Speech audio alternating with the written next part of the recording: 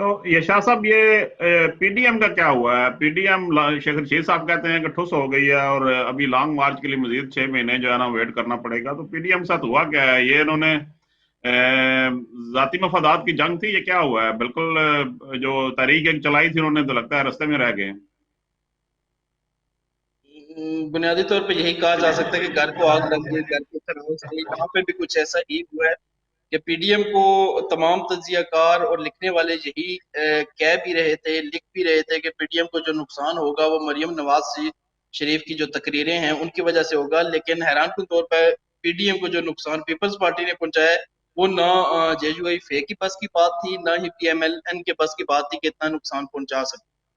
यहाँ पे सबसे अहम बात यह है कि पाकिस्तान पीपल्स पार्टी को कुछ यकीन दहानियां यकीनी तौर पर मुस्तकबिल के हवाले से ऐसी मिली होंगी और उनको ऐसी यकीन दहानियां करवाई गई होंगी कि वो पीडीएम के फोरम से ना सिर्फ अमलन इस वक्त अलग हो चुके हैं, बल्कि आज की अगर एक ताज़ा तरीन आपको अपडेट दूं तो पीडीएम की जो बाकी जमातें हैं या पीएमएलएन है, पीएमएल ने पीडीएम की बाकी जमातों के साथ मिलकर चेयरमैन सेनेट सादिक संजरानी साहब को एक एप्लीकेशन भी मूव कर दी है, जिसमें उन्होंने 27 सेनेटर्स के साथ एक इंडिपेंडेंट ग्रुप तश्कील देने के हवाले से दरख्वास्त दे दी है सादिक संजरानी साहब।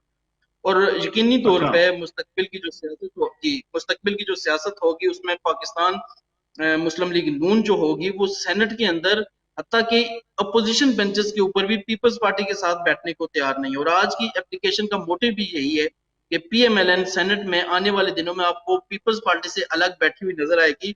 और आप सबको पता है कि पीडीएम से फोरम से ये तय शुदा था कि अगर पाकिस्तान मुस्लिम लीग नून और दीगर जमातें जो हैं वो हमायत करती हैं पाकिस्तान पीपल्स पार्टी के गिलानी साहब के हवाले से, तो जो लीडर ऑफ द ओपोजिशन का ओहदा है वो पीएमएलएन को जाएगा।